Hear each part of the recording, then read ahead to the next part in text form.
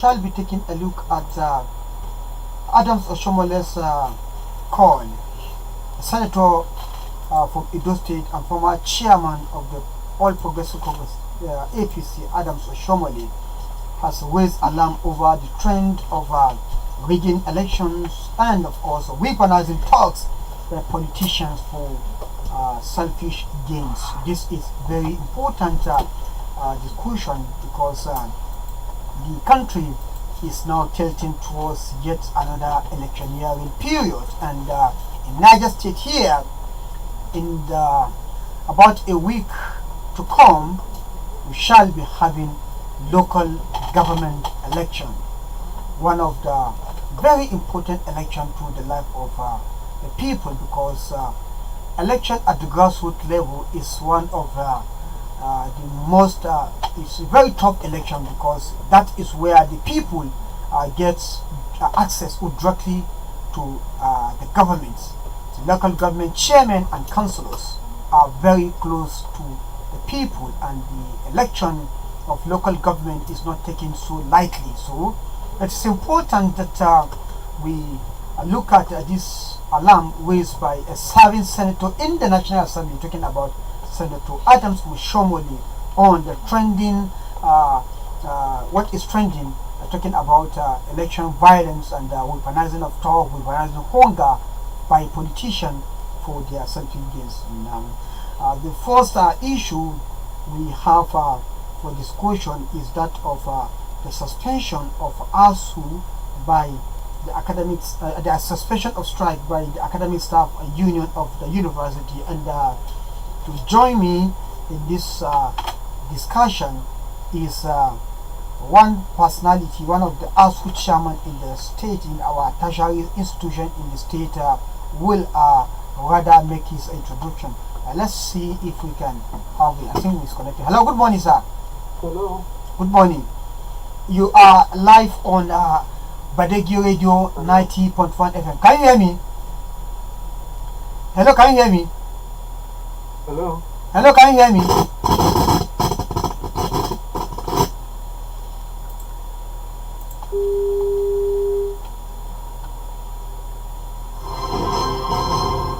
Hello. Yes. Can you hear me? Hello. I said, can you hear me?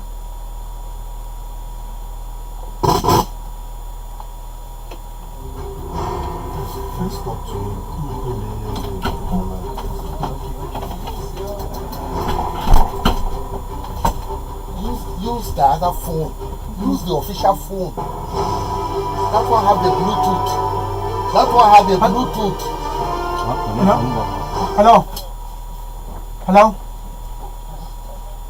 Yes, sir.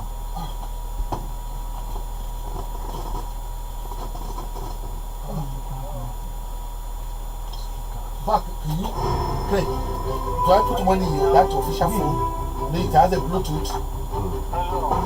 Look at Wahala, the wire come out. So how can he? Baze the kitchen Sasha WhatsApp.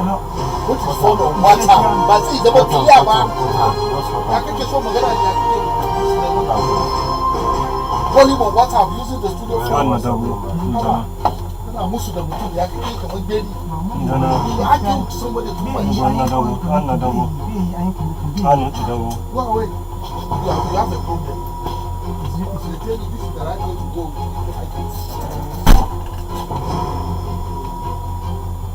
Hello? Hello? Hello. Hello, good morning, sir. Hello, good morning.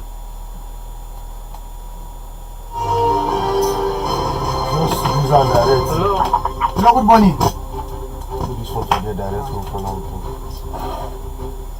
Hello, hello, good morning. Can you hear me? Yes, I can hear you now. Yes, sir. Please, can you introduce yourself to the listeners? You are live on the radio Badeggi 90.1 FM. My name is Dr. Galadima Balakacha. I'm the ASUU Chairman at IBB University Lapai.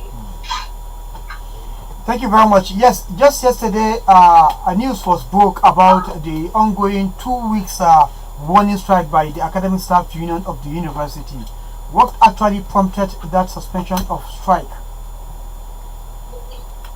Okay. As you are well aware, ASUU has been on a warning strike, and the essence of the strike is to draw the attention of government to the plight of university education in Nigeria, and of course to start paying attention and implementing the demands of the union, which the government was having this lackadaisical attitude towards addressing. Now, well-meaning Nigerians have come to intervene to see that the government actually do the needful. And as a token of good gesture, they are requesting the union to shelve the strike and suspend it to allow room for dialogue and resolution of the issues, the impasse between the union and the government. And the union, as you all know, we are people who listen to reason. We have a lot of respect for people, especially the parents and our students, and of course the well-meaning Nigerians who want to see to the end of the crisis or strike, we say. So the ASUU decides to give them the benefit of doubt, to let them see government for who they really are. Let's see if with this suspension, government is going to do the needful. Okay, many have been suggesting, there has been a clamor that ASUU actually suspended the strike because of the government invoking the no work, no pay policy. But here you are giving some of the reason. What did you make of this allegation or notion by people? You see, human being can be very, very human being. It's the human nature for people to always speculate. You see, the last time we talked, people had the speculation that ASUU does not listen to reason. ASUU is always talking about their personal interest. Look at it. Now we are suspending for the interest of the people, and they're saying the issue of no work, no pay. No work, no pay. This is not the first time government is invoking the issue of no work, no pay, and it doesn't shake us. We are used to it. And like I told you the other time, hunger will kill us. Hunger will do a lot of things to us that are not positive, but it doesn't change our resolve. We are not afraid of hunger. It is the people who refuse to implement the mandate of the people that are afraid of hunger. We are not afraid of hunger. We have been on strike for several months, 6 months, 10 months, they didn't pay. And we stayed throughout. And like I told you last time, our members are going to fall sick, our members are going to die, but it doesn't change our resolve. And whatever changes the rat to run into the fire, like I said, is always hotter than the fire itself. So people can as well speculate, but the truth is always the truth. And that is our position. Okay, what time frame are you looking at now? Because it is called suspension, not actually calling off the strike. It's a suspension. It means you have giving the government the benefit of the doubt. So what time are you looking at that the government should come up with something that will be palatable for ASUU and to go back to class to lecture or teach without any entertaining fears of government not working its bargain? This suspension is, we are not suspending the strike because of the government. We are suspending the strike for the interest of the parent of the children, the students who are our own students too. And of course, in the interest of Nigeria, not the set of people in power today. Even if you give them 100 years, where there is no will, there will never be a way. So we are giving these people, the well-meaning Nigerians, elders of the nations who have asked us to please give them the benefit of the doubt. Let them talk to the government. They are the ones we are giving time, not government. So and we are giving them 40 days. Ordinarily, we would have given just 2 weeks for them to decide, and then we embark on full-blown strike. But we want people to see us for who we are. We are people who listen to reason. We are human beings. We are not machines. And we give consideration. After that 40 days, if government decide to be what they are, of course, we will resort to the last option. Well, even though many have said that, judging from what has been, trailing from 2009, when you have a kind of agreement, talking about the agreement you enter into with the administration of later President Adua, those agreements which are some of those things that you are still dragging feet up to this moment, and government in, government out, they keep giving reasons. How are you sure that after these 90 days we will still not come back to those issues, and ASUU will not be looked upon as the enemy of progress of education in Nigeria? First of all, let me correct two impressions. Yes. Number one, we are not giving 90 days, we are giving 40 days. Okay, I said 40 days. okay, sorry, 40 days. The second issue is ASUU is not the enemy of progress. Rather, ASUU is the angel that everybody needs to have. If not for ASUU today, the level of education in Nigeria today would have been fatalistic. Education would have been meant for only the children of the rich. You see the people you elected, all their children are abroad schooling. How many of them are here in Nigeria schooling with you? So if they like, let them call. If they like, they should not implement what the most important thing is that we have given the people who we are working for, I mean the people's interests which we are trying to protect, as children and parents, time to talk to the government so that they will see reasons and do the needful. Of course, if they did not do, we resort back to our strike. We did not call off, we suspended. And we are hoping that the government will do the needful, because people voted these people into power for these same reasons. And that is the more reason why Nigerians should always look at the people they vote for, people who have genuine concern for their interest and their progress.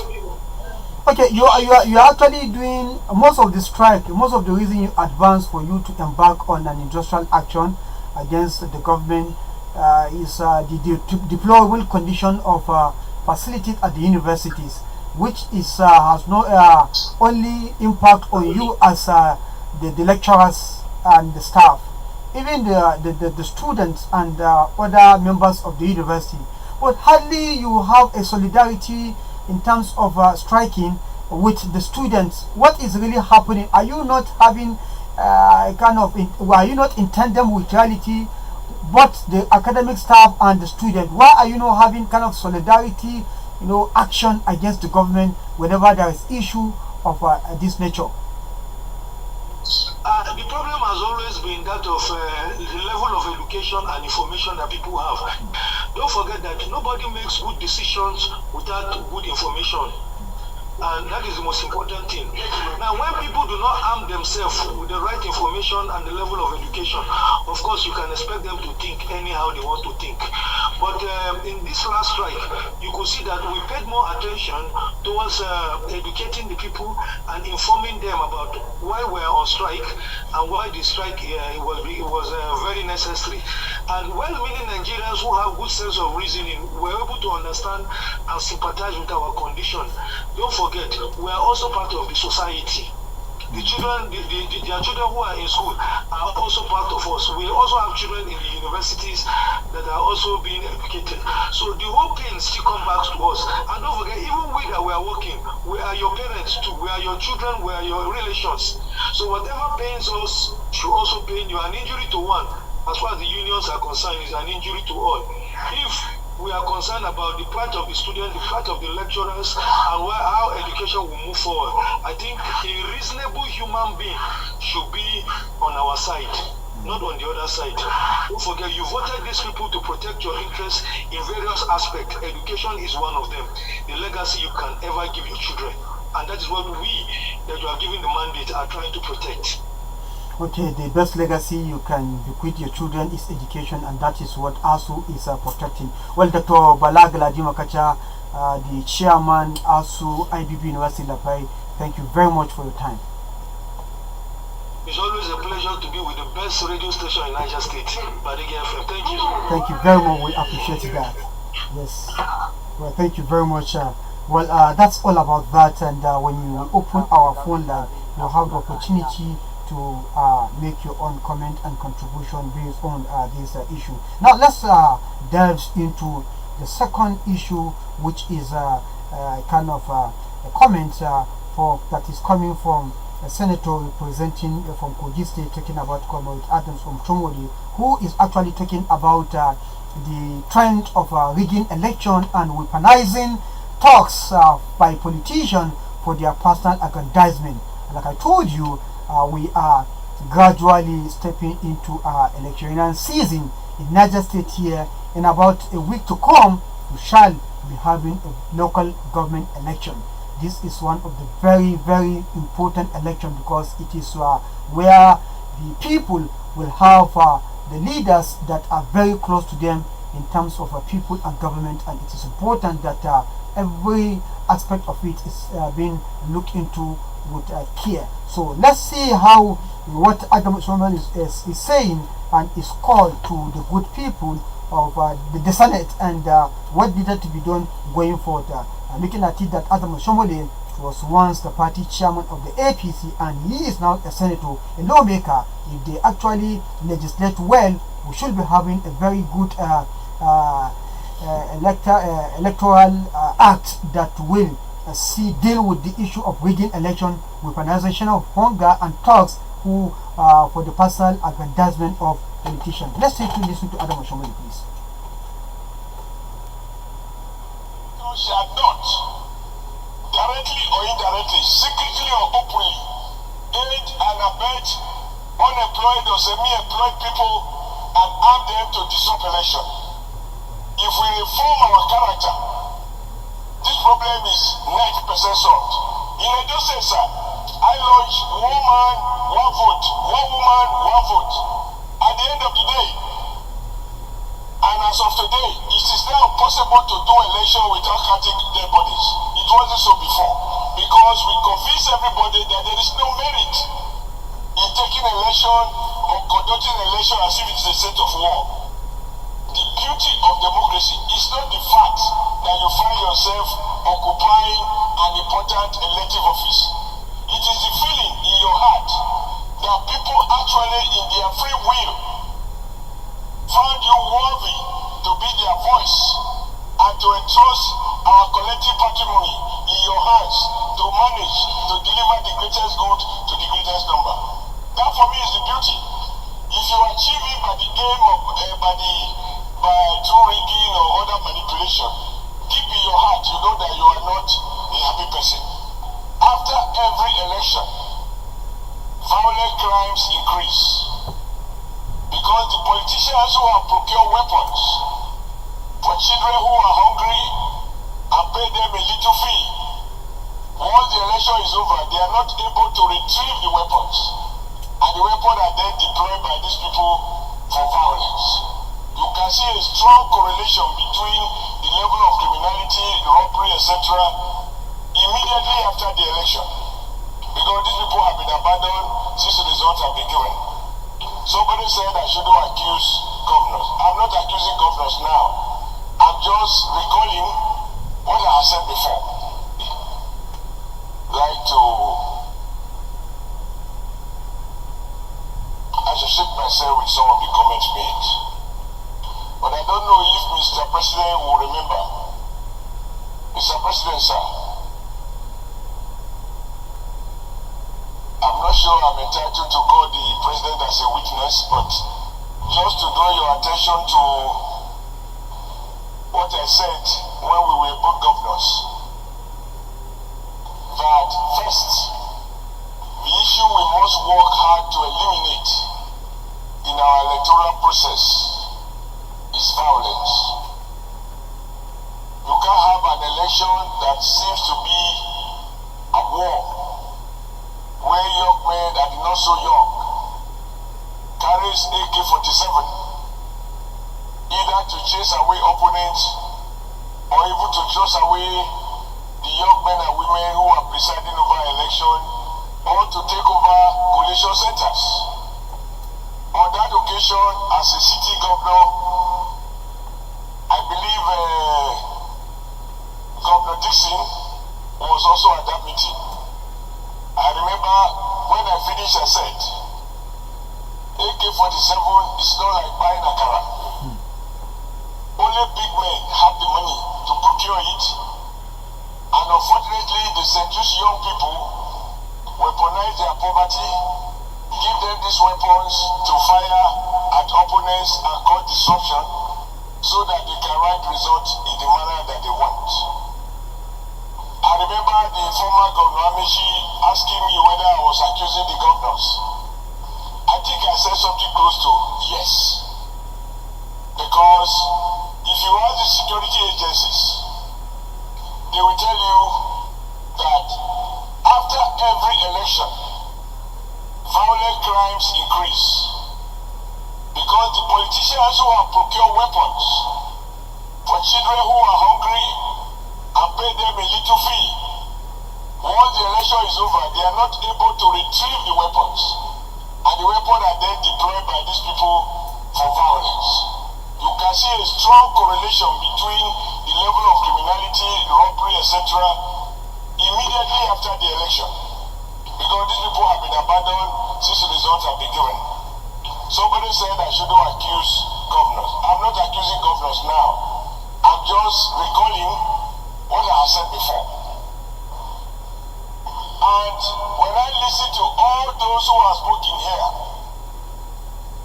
everybody spoke in unison. I haven't heard anyone who says he doesn't want a transparent election.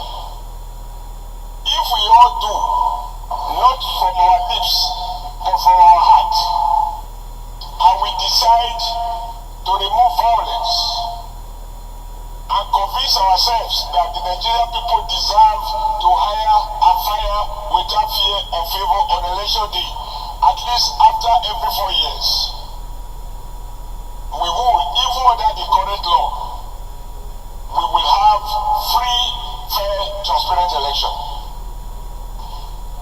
However, that said, I want also not to throw away everything that has been done before. If we compare the last election and even the one before it to the election of 2003, where we saw policemen in uniform carry ballot boxes in front pages of newspapers.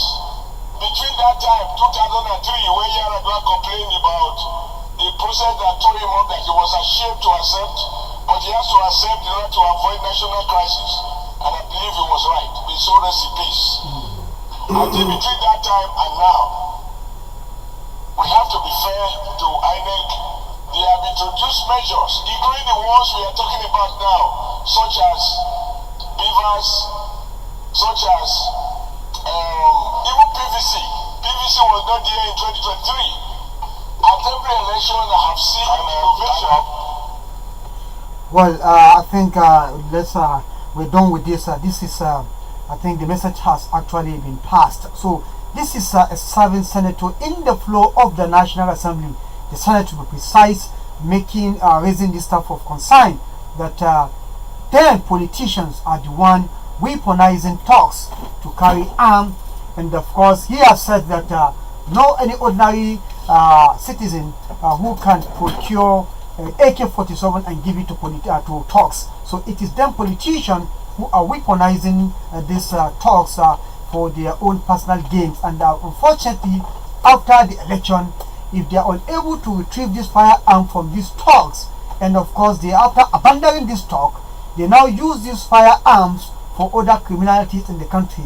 Like Adams Oshiomhole has said, and that security experts from their findings, they realize that after every electioneering period, the rate of crime increases because they have more weapons and they have been abandoned, and as such they have to make use of this weapon. Well, we shall be taking a little breather at this point to bring you the news flash, and we will, when we are back, we're going to continue. Please stay and don't go anywhere.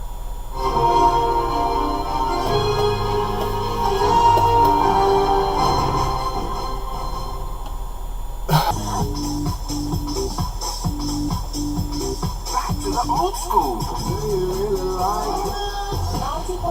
Badeggi Radio. latest news in Nigeria and the world on Badeggi Radio. We give you the latest updates and keep you informed 10 a.m. every morning with News Flash. Keep up with what is happening on the globe with news at 12 noon and get more information with news at 5 p.m. Get all you need to know in one place. News.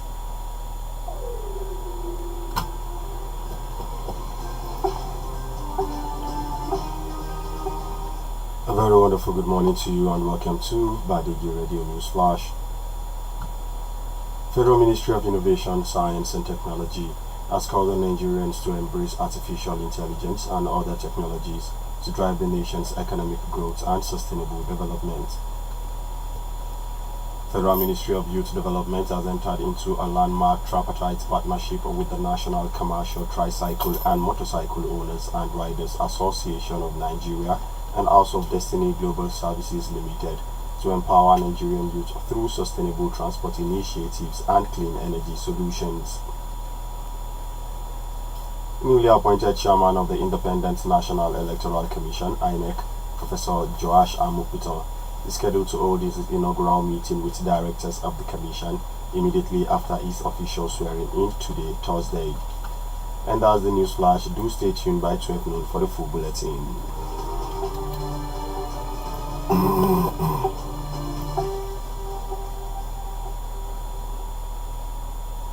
It's Throwback Thursday on your station, Badeggi Radio 90.1 FM. Shall we?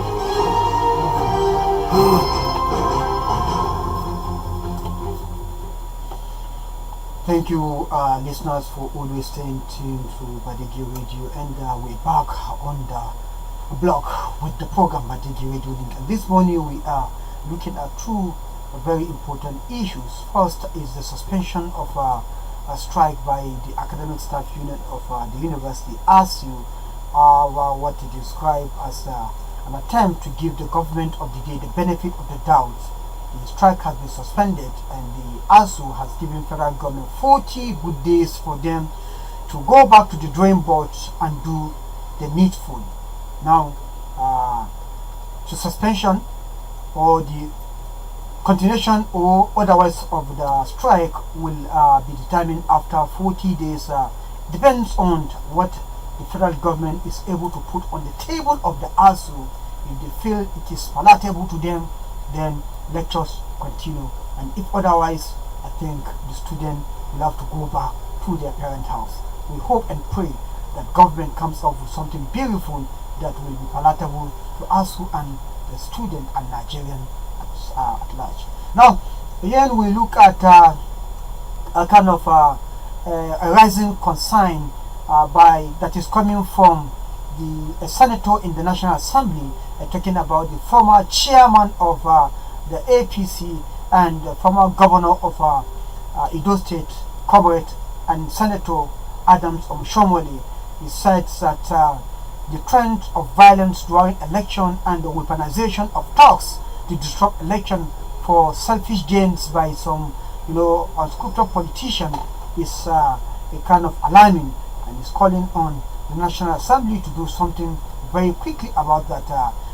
Looking at the fact that after election, we realize that there is an increase in crime in the country or anywhere election is being conducted. This is as a result of the weapon that many politicians give to talks for them to disrupt election for in their own favor. At the end of the day, if they are unable to retrieve those weapons that they gave to these talks, and after these talks are being used and dumped, they now make use of the firearms at their own disposal to disrupt peace or to make ends meet in a very, very criminal way. So this is a very rising concern. Most importantly, now that we are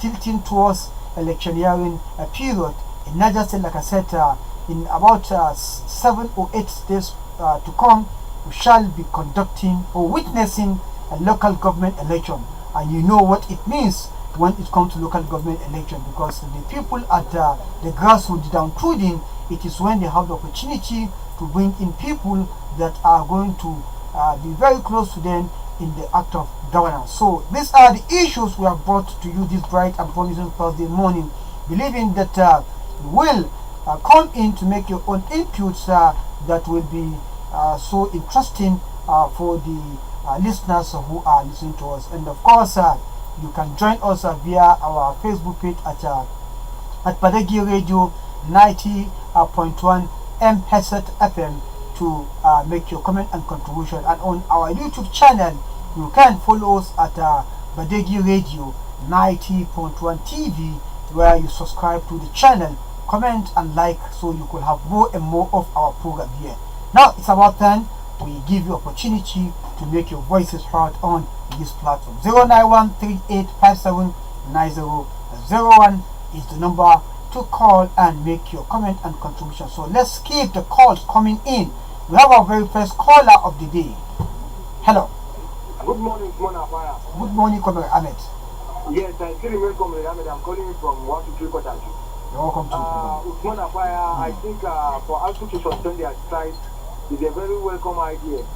But nevertheless, the federal government shouldn't disappoint the ASUU, because they have given them a 1 week ultimatum and they have referred themselves to suspend the strike.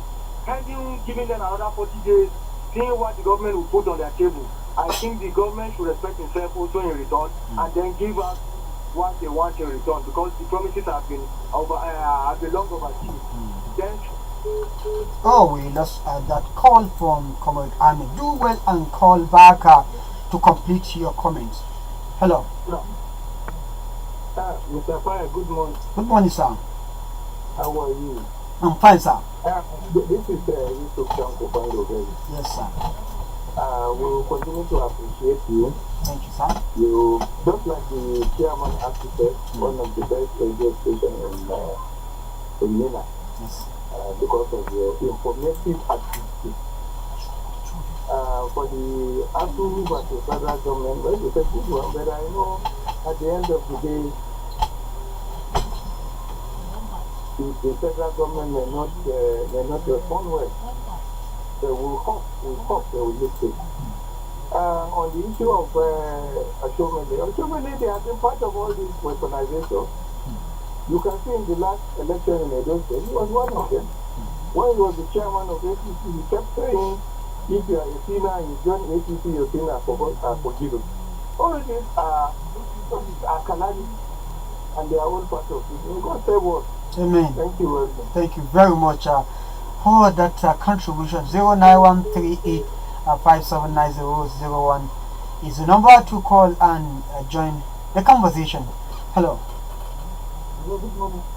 Good morning, sir. I'm Hamza Bono, Okay, your country program. Please permit me to commend ASUU for agreeing to return to school. Yes. This is very, very important, and I sincerely commend it. But I just want to advise that any subsequent process between them and the government, please let them time it properly. By timing, I mean where they will not let a student return home after a little while. He is still spending money as transport, and getting his parents equally to give him pocket money.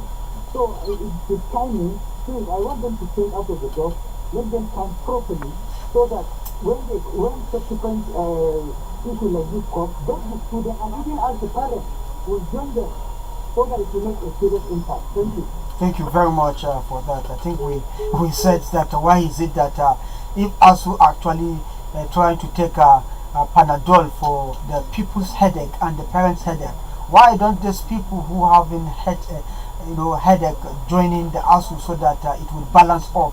Let it not be ASUU alone championing the cause. If actually what they are doing is not for their own personal gains, it's for the generality of the stakeholders, the students, the parents, and guardians who are having their wards in the school.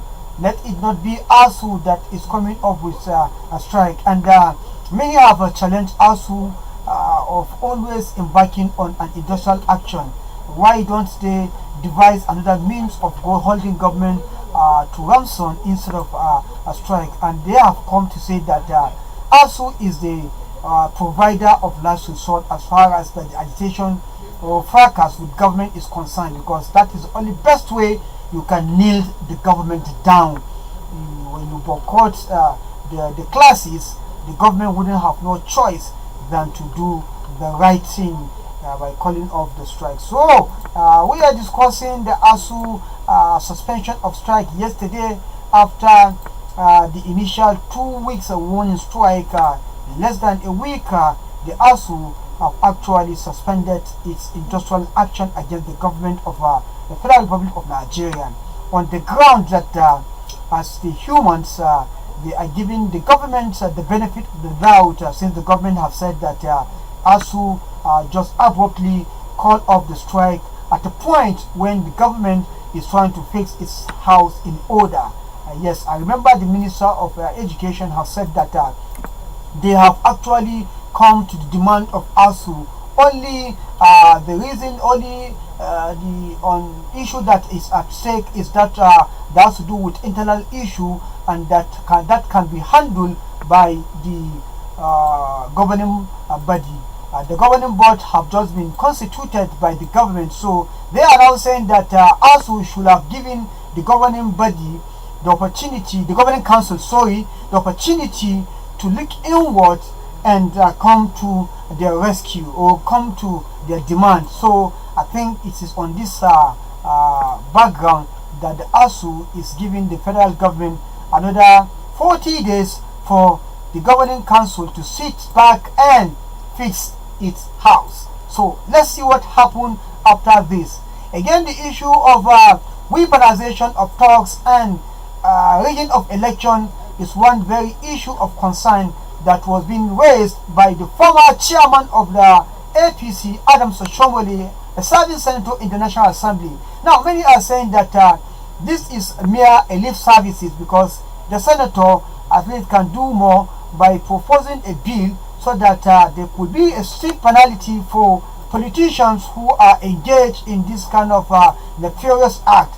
This is a betrayal to the country. So why don't we come with a very strong legislation that will discourage the act of weaponization of talks and of course rigging elections? So call us and tell us what you feel about this. Hello. Hello. Hello. 0913-857-9001 is the number to call. You can as well reach us on the 090-6444-4510 to make your comment and contribution. Yes, I think the other line, the network from the network provider is having issues here, so you can reach us on the alternative line 090-6444-4510. Hello. Hello.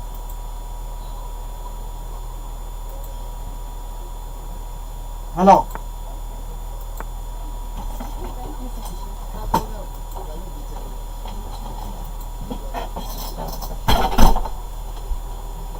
Hello? Hello? Good morning. Hello, we can hear you. Go ahead. Okay. It's about I'm with Henry from Sabuangwa. Yes. Barrick Southern Extension. Yes. We are talking about this these lecturers, this thing, asking for this thing strike. The thing is, at times it baffled me to see how some of these things run. A country where you decide, when professors will decide to give people who have no certificate to lead over us, and you are wondering why your education cannot function, why are you crying? They should be happy with what is going on. Education will not matter to people who have questionable characters like leaders. And you expect the country should move forward. You are crying that they are not channeling energies towards education. It should not be an issue to you, because with the way things have been bastardized by these so-called professors, by allowing on people with questionable characters. Our professors are not so-called professors. They are people who actually earned the position. Fine. If you don't rig a lecture for people with questionable certificates, there is no way those people. If you have given to people who merit this qualification, there is no way education would have been suffering today. It will not be suffering. You keep people, and there's one other thing I want to even say. It may not probably be part of your agenda for today. Consciously or unconsciously, if you make agriculture mandatory in our educational circle, there is no way unconsciously you will find yourself going into agriculture. Who does English help? Speaking good English, does that make you have does that feed you? With this kind of land mass, we are still crying for hunger, blaming banditries and what have you. Make agriculture mandatory in our education, right from nursery schools, and see what will happen. Not some English, you speak good English with empty stomach. I want to thank you for your time. Thank you very much for that contribution. 09138579001 is number to call. Hello. Hello. Yes, good morning. Your name and where you're calling from, please. My name is Comrade Al Balafta. Wow. It's been quite a very, very long time. In fact, I'm very much sorry. I should have actually looked for you, but I checked the line. I couldn't see the number. I'm very sorry, sir. Yes, thank you, sir. Thank you for the opportunity. With relate to the outcry made by Oshiomhole concerning the proliferation of adding of youth talks. Well, I want to believe that for Oshiomhole to have come out and make such statements, he must be in between the rock and a hard place concerning his aspiration in 2027. Because if you are in a glass house, you don't throw stones. In our own capitalist democracy, we all know that those who are orchestrating talking are those with the big pockets. Those who, by hook or crook, want to maintain themselves in the service, in the corridor of power. Because the issue of sponsoring talking is not a common matter here. Because it is capital intensive. So who is he now to blame concerning the activities of talking? So unless if there is a paradigm shift, those who are in the corridor of power, majority, I'm not saying all, they use these talks in order to a kind of, trample on people, which is sincerely speaking spell doom for democratic engagement. So Oshiomhole has to, the first victory he should make is over himself. Let them have a paradigm shift over the activities of, sponsoring talks, in order to trample on people. So they are the architect of that. Me and you know that the poverty has been weaponized. Yes. So, and who are the people now fine-tuning the affairs, of politics? They are the ones, because he who pays the piper dictates it too. So unless we realize that, we realize that, and also try to put an end to that. Somebody did mention that why can't he sponsor a legislation concerning the activities of this topic? So that is a step forward. Have you paid? That thing is coming from his inner mind. Those are the things that we expect him to say, not just to come and make the kind of, blanket statement that the activities of Toby, is alarming.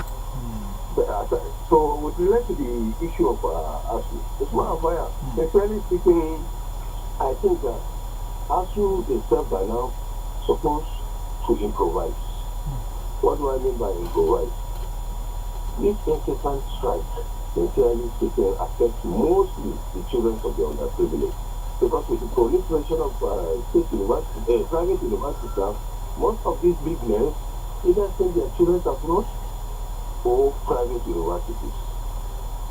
So it is the children of the underprivileged and the underprivileged people that do bear the brunt of all these incessant strikes. They have nothing to lose. So ASUU should think of other ways so that at least the children of the commoners should not be subjected to all this. Yeah, we know these strikes, they are doing it for the betterment of our educational system. But they should also have a rethink of how to, deal with the federal government, not taking this issue of strike to be the last resort at all the time. So thank you for the opportunity. Thank you very much, Comrade Al Balakuta, for your time. 09138579001 is the number to call and join the conversation. Let's see who do we have here. Hello. Hello. Yes, good morning. Good morning, sir. Yes. Good morning. How do you work? We thank God. I hope everything is moving fine. Yes, go ahead and make your contribution. Okay. We thank God the way you are enlightening us. The way this was so necessary. I don't have anything, but on my own, I don't want to do it. Yes, thank you very much. Let's pick one more. Hello. Good morning. Good morning, sir. How was the night? We thank God, sir. This is the master of Sabon. Okay, you're welcome to the program. Go ahead and make your contribution. I know completely here the headline that you're reading, but I just pick one topic that this presenter just called a message about ASUU strike, huh? Let me just go for that ASUU strike. Because when I was reading headline yesterday, I saw the headline so that the strike is suspended, huh? That is good and nice. This is natural for Sabon. Thank you very much. So with that, you can develop something that you have. They did it for Nigeria because this was education now. We're not supposed to take it as a guarantee. We're supposed to be serious about the issue of things now. Because our children now, they are getting ready now. We are forcing them to be educated. So if our elders cannot be serious about education, how our children can move further and serious about education? And later you complain to them that they are not serious. So they're supposed to strike in this Nigeria was supposed to just spend a protest. Our elders are supposed to be serious about education. To give them necessary for the support, but it's 100%. So that our younger generation will be serious on that. Yes. The issue of education now is what do you call it? It's organic now. The foundation. Yes. For human rights. Oh, thank you very much. Let's take some few Facebook message and so we're gradually getting to destination time on this program today. We have this one coming from Abubakar Muhammad Nduma, Best Wish Badeggi Radio. Zachary Abubakar say Apaya. I most sincerely appreciate you for updating us on a daily basis. Apaya, for ASUU to suspend the early warning strike is a welcome development. Also, I pray the government will keep to their words. Thank you. We have this one coming from Muhammad Umar Bukar said, good morning, Badeggi Radio. About ASUU, Nigerian appreciate them. Tunji allows the education minister should make history to give ASUU and our universities intellectual ASUU intellectuals what belong to them. All cabinet members were not put in educational strike during their school days. I am pleading for Oshiomhole's comments on politicians are very ready to weaponize election, but using words and guns we have well, we have very lengthy one. Sorry, let's take one more. We have this one coming from Olayemi. So he said, good morning, this beautiful morning, Usman Apaya. Kudos to you and the crew for dissecting and analyzing this topical issue. I appreciate ASUU's decision to relax their stand-off with the government regarding the ASUU strike, considering the children of average Nigerians who can't send their children abroad like those at the helm of affairs. I hope ASUU and the government can have a resolution. Yes, it's what Sir Adams Oshiomhole said. It's a case of creating monsters that can no longer be tamed. Poverty and ignorance have been weaponized, and the result is what has been bedeviling the society. Booker Amo Ibrahim come up with another one. He said, Mr. Paya, what is the situation of the coming November 1st local government election here in Niger State? I feel it's just going to be a selection, not an election. An investment in education pays the best interest they should have now. Well, that's your own opinion, not opinion of Badeggi Radio. I think we actually are gonna have a very, very special program here right after this one. So let's pick one call, and as we prepare for the guest who is going to discuss with us on issue of security, very, very important. Hello. Well, yes, I think it's going to be a continuation. We have a guest in the house. Let's just take a little interlude. We'll bring the guest in to discuss some very vital issues.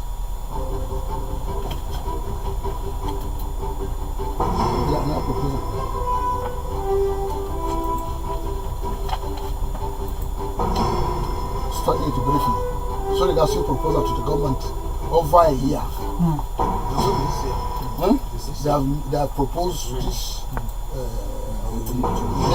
law. So you make it to introduce yourself.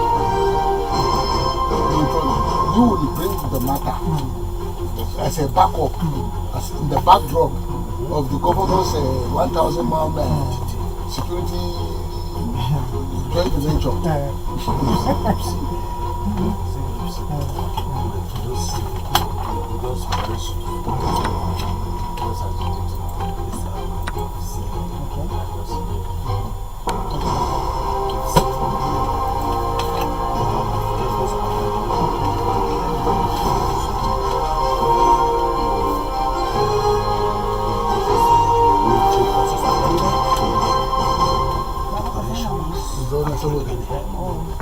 You're not paying attention to what?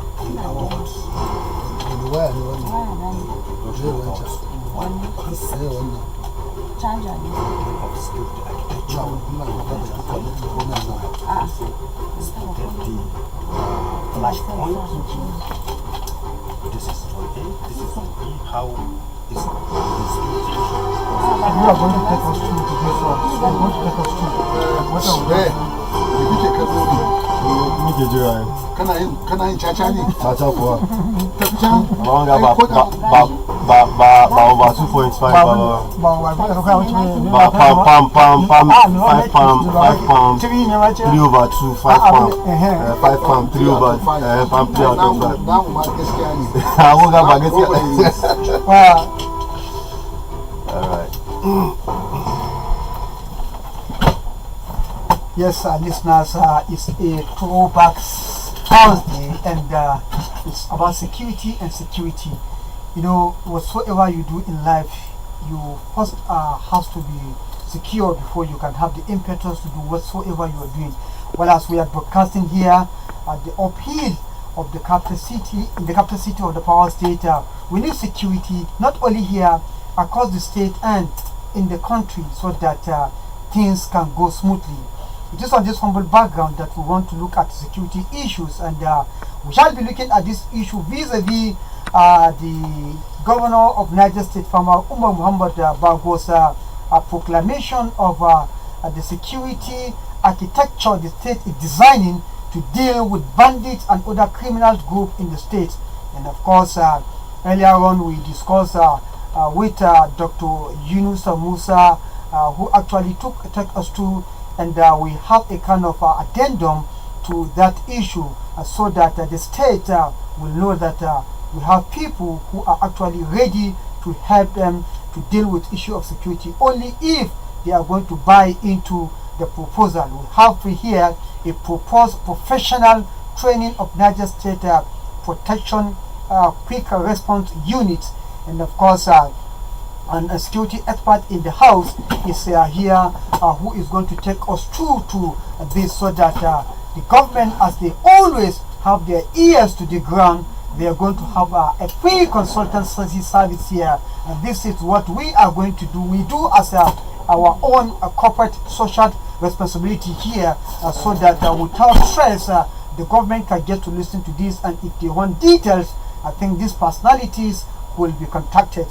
Where we have a proposal here by Major D. Ahmed, retired, a diplomat, public administration, advanced diploma security operation and management, postgraduate diploma information technology.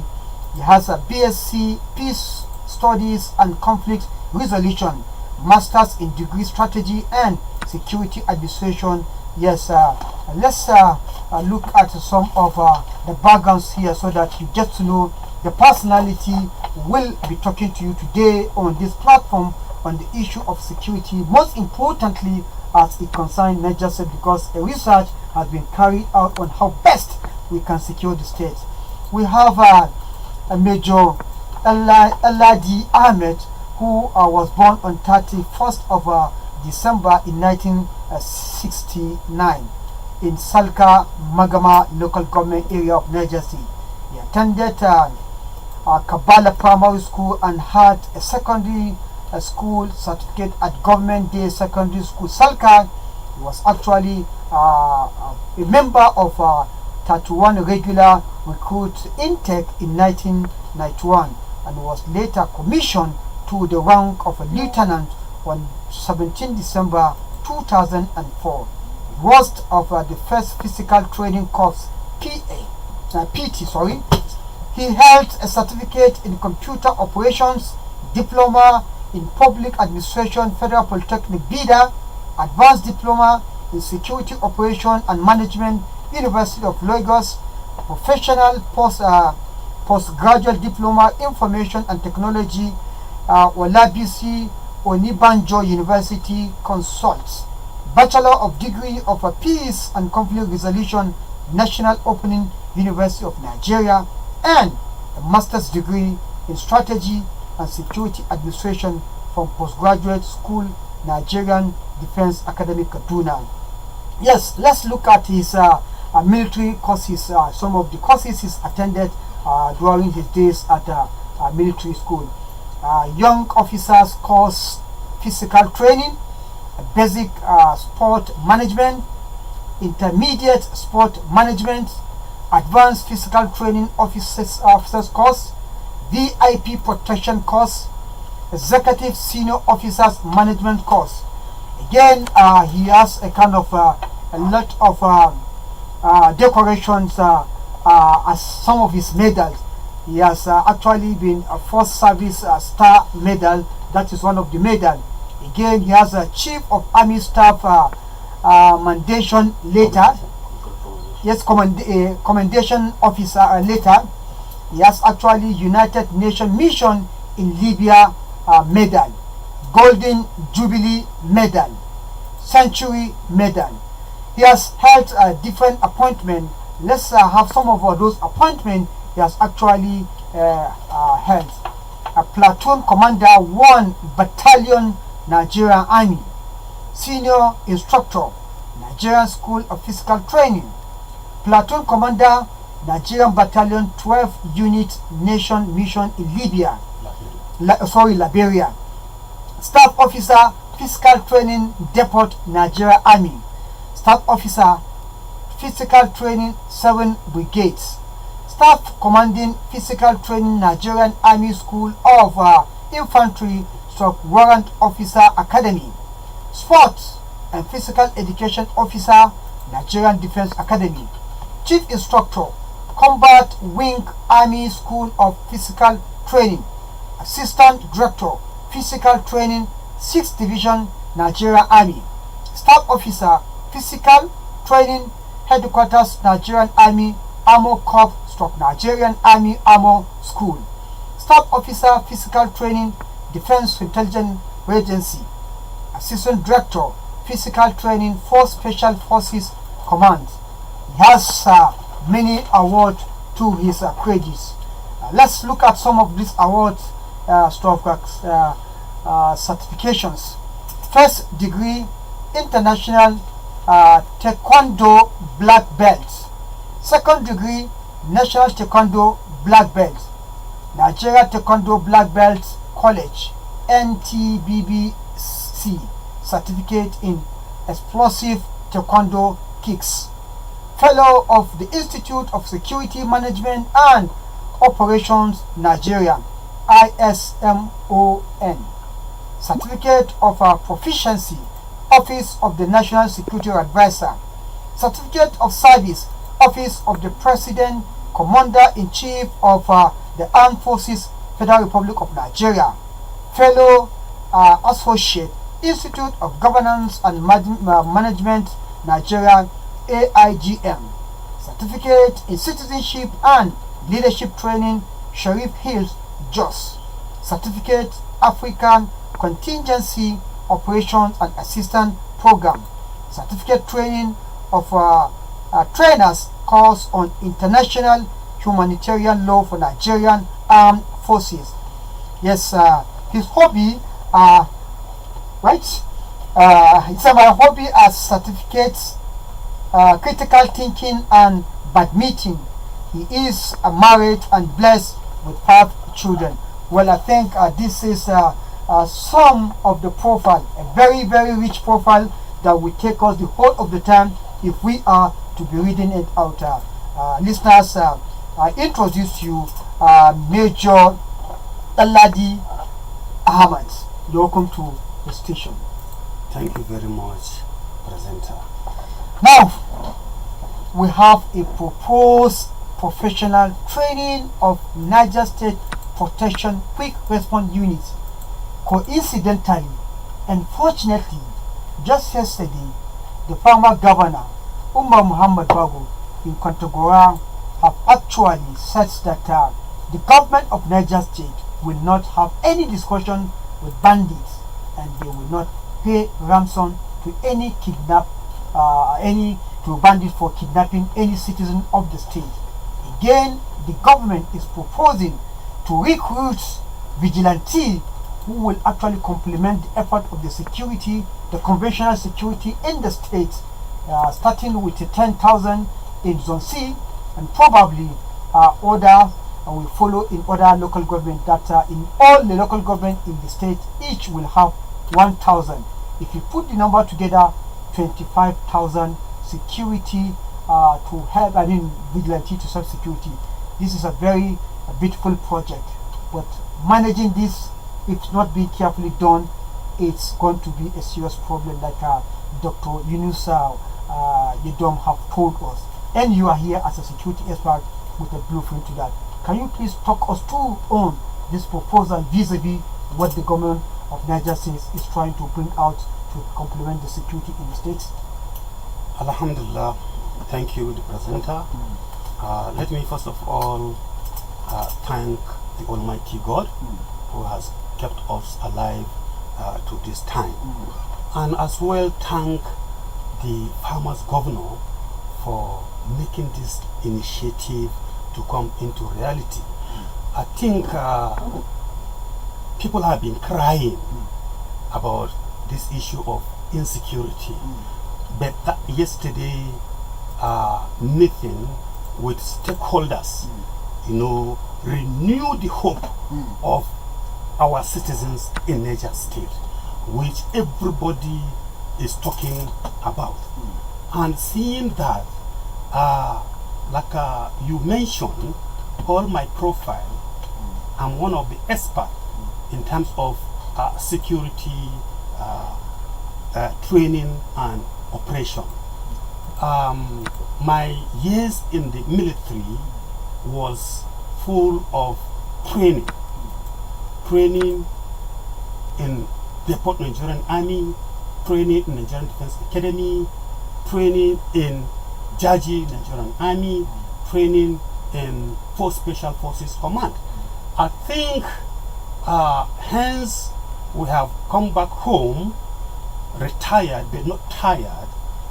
We are going to be in a best position to support the farmers governor with this current initiative of training these young agile men to meet up with the current challenges of insecurity in Niger State.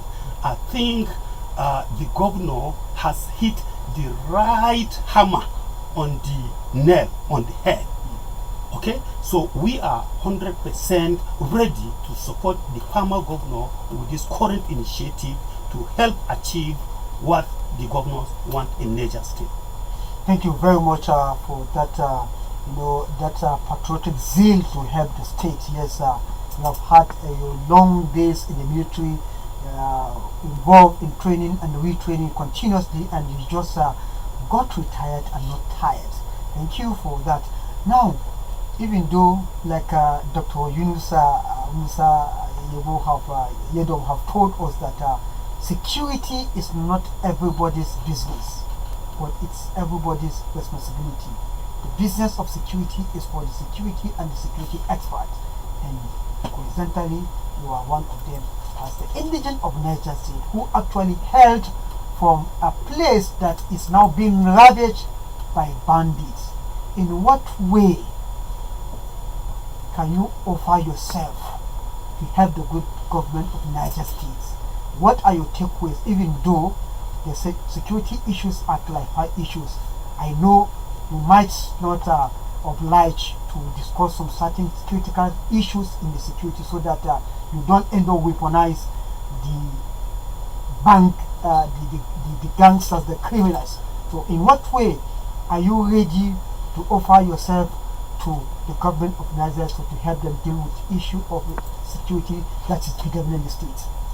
This is a very intelligent question, presenter. Yeah, I think before I take up this proposal, I make some professional consultation with our seniors that knows better than us. After the due consultation, I was able to come up with this proposal. Some of the people that I consulted was the former head of state and His Royal Highness, the Emir of Bida, who put me through, who guided me on how to go about this proposal, because he saw it was a welcome idea. The strategy is that these bandits are human like us. So we should get young, able men to give them professional training close to the military, so that they should be able to assist the conventional security experts. Because we are going to train them on intelligence gathering, counterintelligence, attack, ambush, and defense. Now, with these skills, they should be able to curtail whoever cross their way before even the arrival of the conventional security experts. Because if you are knowledgeable enough, you know that these particular young men, they are going to come from their local government who knows the terrain better than any other person. So being that they are going to operate on their terrain, whoever cross their way, they know where and when and how to attack and lay ambushes. Okay, we are going to prepare them in such a way that they will not just allow the fight to come to them, they will also take the fight to them. And that is what intelligence gathering is all about. So definitely, by training them, giving them all the necessary support from the government, equipment needed, supplied by the government, support whatever the government can do to boost the morale of those that are going to take up these challenges will be done by the government, and definitely the result will be there. It's physical. There's nothing like theory. This thing is what the world will see, that yes, the former governor has taken the right direction, the right step at the right what direction. Now, you have a design on how to deal with this, even though I said earlier on that most of those proposals you are having here, they're supposed to be classified. But sometimes we declassify security issues so that you can give people the benefit of the doubt that the government is in charge and that their life is safe. They are not living on danger. Now, can you just give us, even if on the surface, the network, major states is a state of 25 local government, zone in 2 directions, zone A, zone B, zone C. Each of these zones has its own peculiarity in terms of insecurity. So looking at these zones, what arrangement, how do you look at this issue even at federal level, so that people, as you're speaking now, I'm very much sure people are now beginning to see a light at the end of the tunnel. Then how do you get to that, to the tunnel? It's what remain now, and it's remain with the government. So, but give us more light so that people will now, have rest of mind. Demo. Thank you very much, presenter. Like I said, we have already designed a structure, a security architecture, and that has to cover the 3 zones. Though the former governor, being a very intelligent governor, he has already said that, okay, the training will start with the most prone area, which is already indicated in my security planning. Now, we suggested and think each local government will provide young able men to undergo this training. And once we train them, they will still go back to their local government. Okay, being that they know the terrain better than any other person. So they are the one the government will support with equipment and be ready to attack and counter any security threats that will confront them. Because nobody will be ready to allow his house or his family to be burned while he has the basic training to confront these insecurity issues. So as such, we have already strategized zonal headquarters in each zone. Then the local government will be relating directly to their zonal headquarters. There must be zonal commands. Alright? Then the central command will be the state. So if there is any attack from any of the local government, the neighboring local government that is free will be able to support the other local government with their men that will be on standby for any eventuality. So you see, as such, if we have, for example, Kontogora and Rijo, if there is anything happening in Kontogora, the people from Rijo will move swiftly before the arrival of the conventional security operative to curtail the situation before they get any assistance from any other conventional security. So as such, you will see that we will definitely curtail the situation and minimize this issue of people coming to just have their way freely, and without anybody challenging them. Because you will believe with me that the state having a own security operative will assist the conventional security to do more, because they will also be a kind of a challenge to them to support and see that yes, the situation in the state is curtailed. Okay, now there's one very disturbing issue.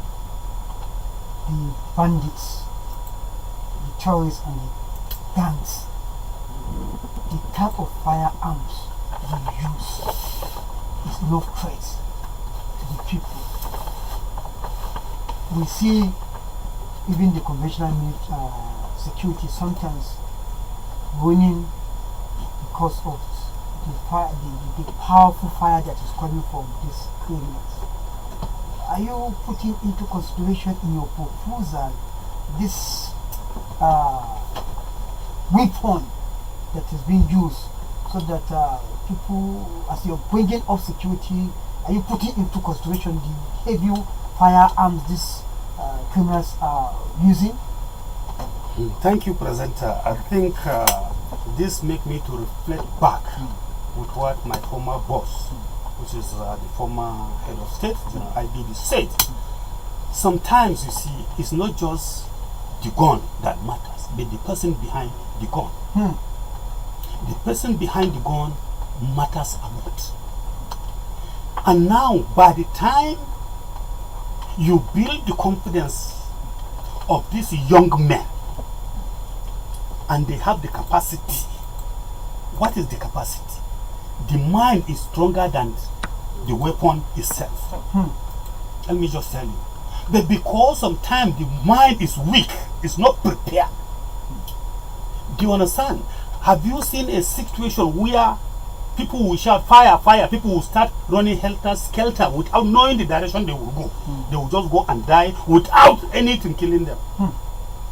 But once you are given the right training at the right time and being supported by the government, like he said, you had his speech yesterday was very, very intelligent, that he is going to support them with the kind of equipment they require. So as such, by the time you prepare their minds, they should be able to face any challenges of insecurity. Let me take you probably outside this space. Did you know that there are young men that are confronting tanks, armor tanks with stones? Have you seen that before? No. You have not seen it before. Armor tanks with stones? Yes. How would when you peruse some of the information coming from Palestine, Pakistan, I've seen that. Pakistan, you will know that there are people that are ready because what? Their mind have been trained, their mind have been prepared to take any challenges. What will it, how will it look like for somebody to come and capture you like a chicken and go and slaughter you like a chicken? Do you understand? So these are the kind of training we are going to inculcate into them, that the people challenging you, the people attacking you, the people collecting your wives, raping them in the bush, are also human and they are also scared to die. So what are you talking about? So you use the available weapons, you use the available knife, sticks to protect yourself. And that is how it's supposed to be. But in a situation where a bandit will come to your house, your children are crying, Daddy, help us. And you enter silly. Helpless. That is cowardice. The whole hopeless. So as such, we are going to train them on armed combat. Like I said earlier, tactics, defense, attack. And even how to lay ambush. No matter how brave or any type of weapon you have, once they lay ambush on you, because like I said, there are going to be indigenous young able men, courageous able men that are going to mount those strategic areas. They know where they come in and they know how they will go out. Do you understand? Who knows your terrain better than you? Nobody. So it's just the required training this young able men need. And as I'm talking to you, guys are ready. In fact, their blood is hot. Do you understand? For them to get the support of the government. That's just what they need. And that is why we are making this known to the world that we have the capacity to support the conventional security operative to achieve this insecurity issue in Niger State. Now, one very important thing is the selection process. Since you are, for instance, you are in Selka, you understand your terrain. Somebody from Bida, somebody from Pantagora and other places know what you're saying. Are you going to take the selection process or rather allow the government? Because sometimes if they allow interference in your work, it's going to affect the whole set goals. Now, are you going to use traditional rulers who understand their people very well to fish out able-bodied men who have strength of character? Because it's one thing, you could be an able-bodied person without strength of characters. Do you consider strength of character in this type of program or this type of arrangement? Thank you, presenter. Actually, there must be further consultation. Okay. You cannot just take it alone. Okay? You are going to advise the authority on the best way to go. Once they key into the advice, that is achieved. Do you understand? Because definitely you know how we operate. People may like to put some sentiment, but because we are looking at the challenge confronting us, who are the able people that we require to confront this challenge? It's not just about you coming to wear uniform or because you want to show off. No. Everybody that is classified as a security expert or a security operative know what a security man will go through. Because even the training, it's not everybody that will stay and finish up the training, because it's going to be a rigorous training. It's not going to be a normal age, just jump here and jump there. It's going to be a tedious and rigorous physical training. Do you understand? And we have already have a time frame. As long as we want to confront the insecurity realistically, we just need 3 months of rigorous training. Rigorous. We have obstacle, we have tactics, we have theoretical aspect of it. Do you understand? We have ambush patrol, we have patrols, we have intelligent gathering. So if you say you just want to give them 2 years training, that means it's not going to be realistic, honestly. But if you want people that will confront bandits holding AK-47 automatic weapons, do you understand? You need realistic training. And that is why in my proposal I make it 3 months. Rigorous and professional training for the security operative that we are going to select from each local government.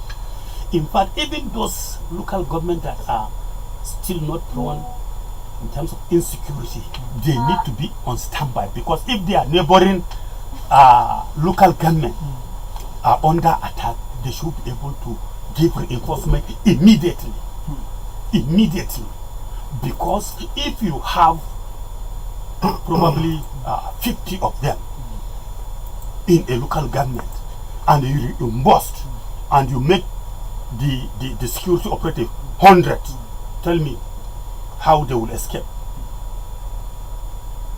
Do you understand? So that is just the fact.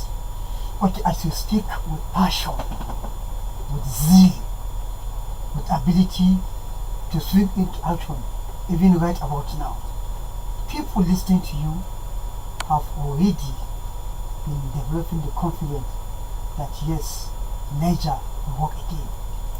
Now, for the benefit of emphasis, I want you to say it again. Are you saying with your professional prowess, if the government of Niger States approaches you today and gives you 3 months, Are you going to carry out this assignment and give the state the necessary defense it requires to face this bandit gang? If all that you needed is being provided, I want to hear that. Thank you, the presenter, once again. Like I said, the security training is going to be physical. It's going to be physical. The stakeholders, some of them who want to come around and see what is being impacted to these young men, some of them will not even have the capacity to stay and see what we are going to impact on them. Do you understand? We are going to impact rigorous training, which I said, tactics, obstacle crossing, attack, ambush, defense. Do you understand? Intelligent gathering, close to that of the conventional security operative, so that the conventional security operative, when they are operating with this security operative that will be provided by the state, will have the confidence, and they will know that there will be no any conflicting issues when it comes to operations.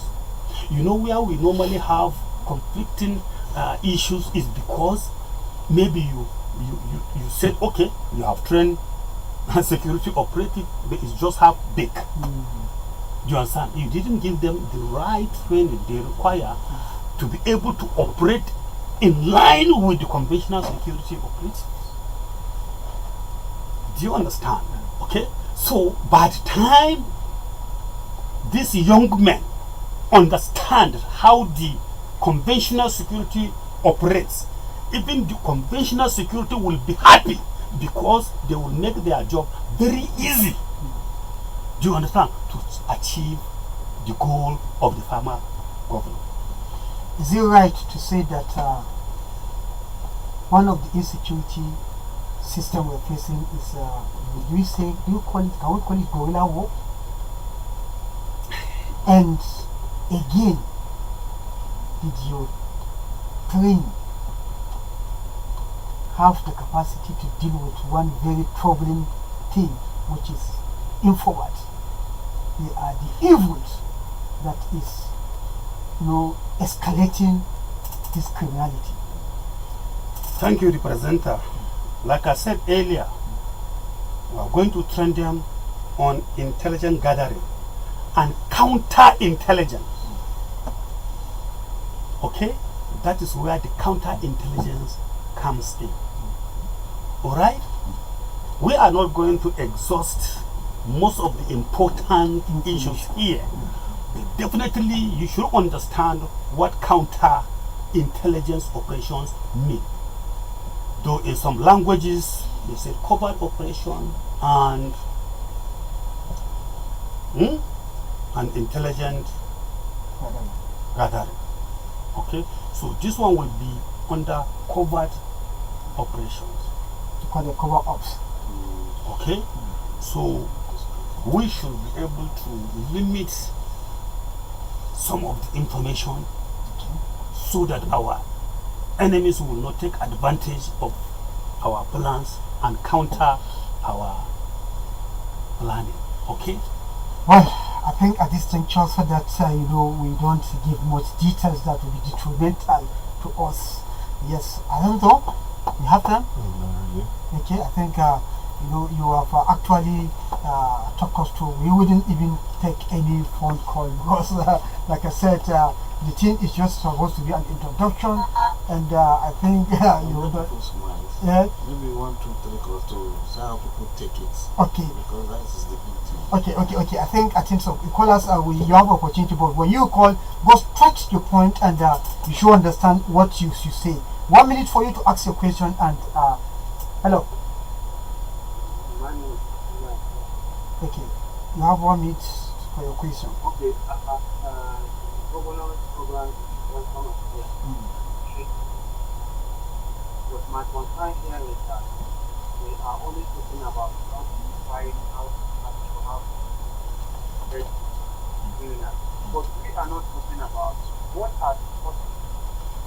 causes of what these things are doing and why we are disbanded because the bandits are killing people.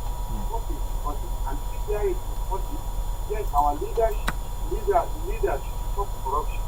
They should stop accumulating money, keeping it in their house or using it for their selfish interest, which is the cause of all these problems that happen. If the citizen will have a human face and a human face, whereby you have this. Oh, thank you. Thank you for that. We want to take just a few calls so that we give way for another program that's coming. Hello. Hello, good morning. Good morning, sir.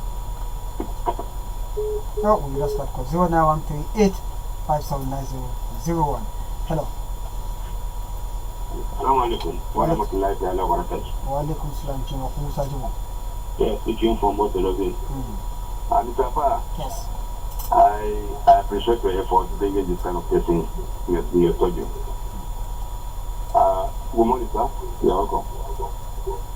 What I'm telling you, I've mentioned so many things how you can counter this problem of banding and kidnapping. You made mention of rigorous training for those who are interested to join this. A menace of getting out of this menace of insecurity. Then what I'm trying to add is this. What are the qualifications that will make somebody to be there? You know, if you talk of our areas like a Zone C, most of these villages, most of them are not further educated. How can you cope up with that kind of person that's going to be interested to join this group of vigilantes to eradicate this menace of insecurity in our zone and not just in general? Thank you very much. Thank you very much. Let's take one last call and then you react because we want to have a feedback from the listeners. Hello. Hello. Well, good morning. Good morning, sir. Thank you for Please turn down the volume of your set, please. I've done so. Thank you, sir. Yeah, the officer is taking on covert operation, which is very, very important, especially on security balance. And I remember sometimes ago there is what we call commissioner, and the training is done in the manner. I hope the officer there will now take a look at this commissioner, which has been given approved by the ASUU and the planning organization. I think it's a take a look at that and see how the covert process will go. Thank you very much. Could you please react to those questions?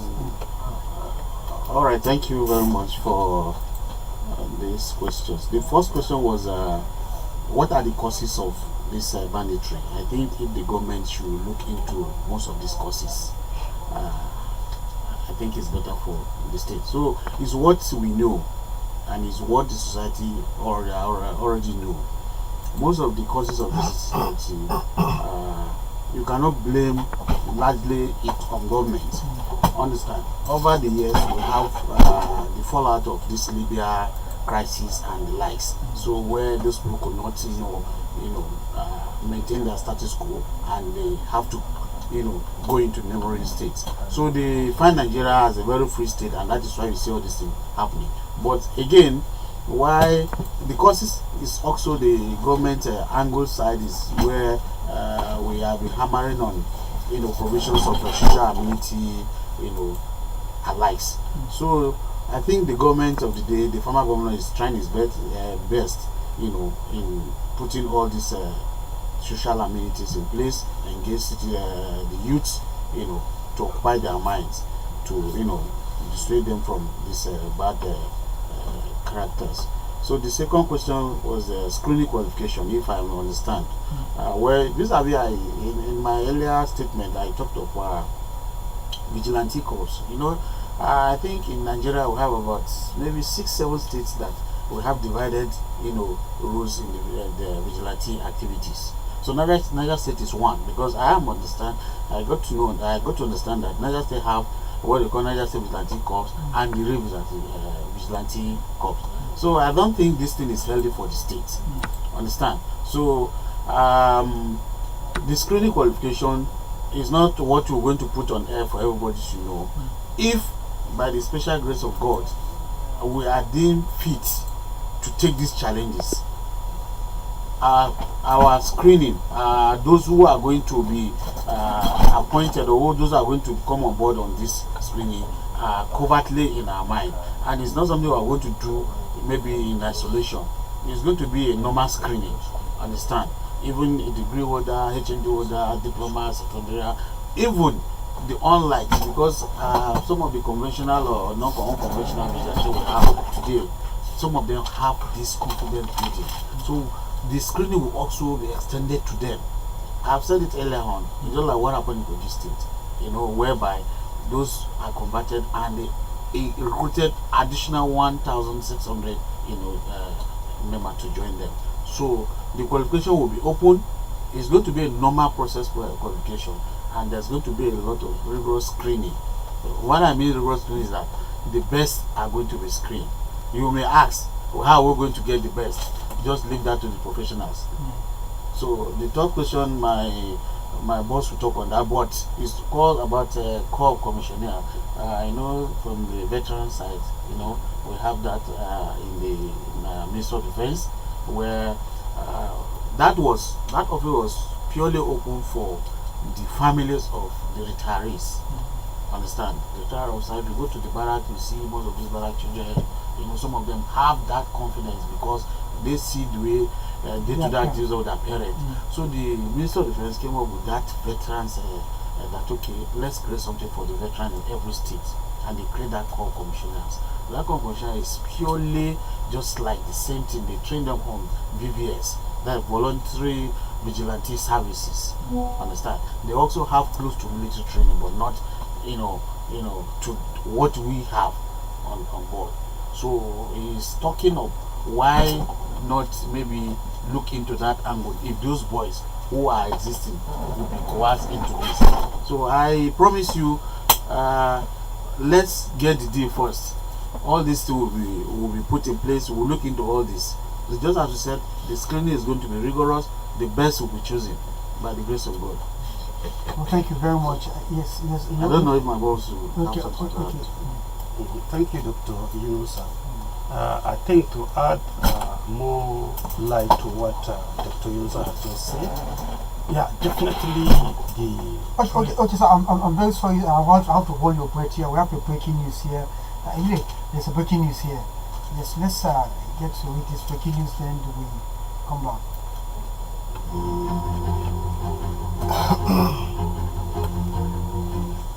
Alright, this is another breaking news as we have another tanker which has broken down at Dendo Secondary School, and people are seen trying to go scoop fuel again right about now. So where is Dendo Secondary School though? I think it's in Lapai, right? Dendo. Sorry, it's Agay. Alright. So please, the appropriate authority talking about the Nigerian Security and Civil Defense Corps, the fire service, if there's any in that particular, this is the Nigerian Police Force and every security agency, please let's try and save lives, since people have said they will not hear word again. So, and we are always shouting people should stop going to scoop fuel, but currently around at Dendo Secondary School, and that tanker has already broken down and people are saying are going to scoop fuel. So if you are listening to me right about now, you are going along that, we do well to find an alternative route if it is possible. Let me say, yes, right about let's now. say it in Hausa. To an ce wani tanka ya sake fadawa ya faɗi kuma wani Dendo Secondary School, ina gani Agaye local government kenan, kuma mutane suna zuwa su ɗiba mai ko su saci mai. Wanga abin ya faru jiya ko shakaran da ko a hanyar tanka ya faɗi, mutane sun je ɗiban mai sun zata ko ba abin nan, bayan ɗan lokaci kaɗan wuta ya kama, mutane sun ƙone, ganin su ma abin kyama ne, ba za ka iya gani ba, abin tsoro ne. So gashi wata tanka sake faɗawa kuma mutane suna kwasa mai. In kana ɗan uwa wajen ka yi kira su guji tankin, kar su ga cewa babu wuta. Idan tanki ya faɗi na mai, ko da wani ɗan dutse ne ya ɗan kitta, za ka ga wuta zai kama. Allah ya tsare wanda suka kwaje sa. Thank you, presenter. Like I was saying earlier, that I want to add more light to what Dr. Yunusa has said. The training, like I said, is a professional training. And what is a professional training? We are going to segment the training. Even drivers, we are going to give them professional training. There's this thing they call evasive driving technique, how to maneuver with vehicles. How to maneuver with vehicles, we are going to train them. How to attack with vehicles, we are going to train them. Like I said, segmenting. We have vehicle operators. We have people that maneuver with what they call it, motorcycles. So it's going to be segmented. If you agree with me, I would rather say keep that. Because we are forcing ourselves to go into details, and we are gradually or directly or indirectly weaponizing our enemies with information. So I think what would be your call now? Final words, just 60 seconds to Niger State government, based on what you have, the handout, the takeaway you have for them. Thank you, Presenter, once again. My final word will be, hence the farmer governor is an intelligent governor. He knows what he wants. With this proposal, we want the governor to look at it critically and implement it with immediate effect. Like he said, that the training is even already on motion.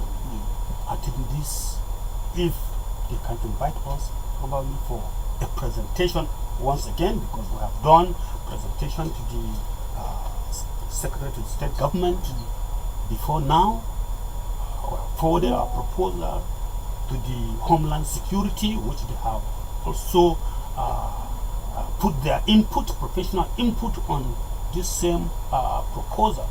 So we are appealing to the farmer governor to look critically. If we want the best, we should go with the best.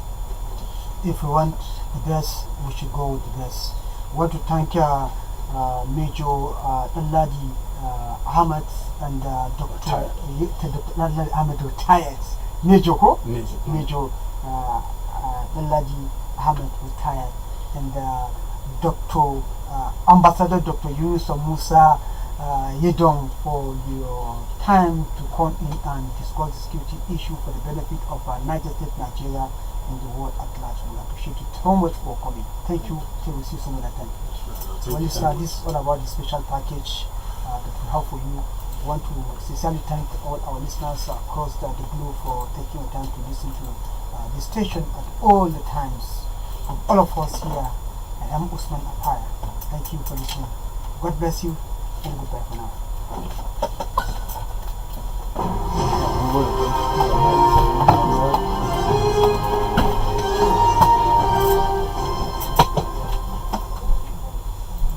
Time to take it back.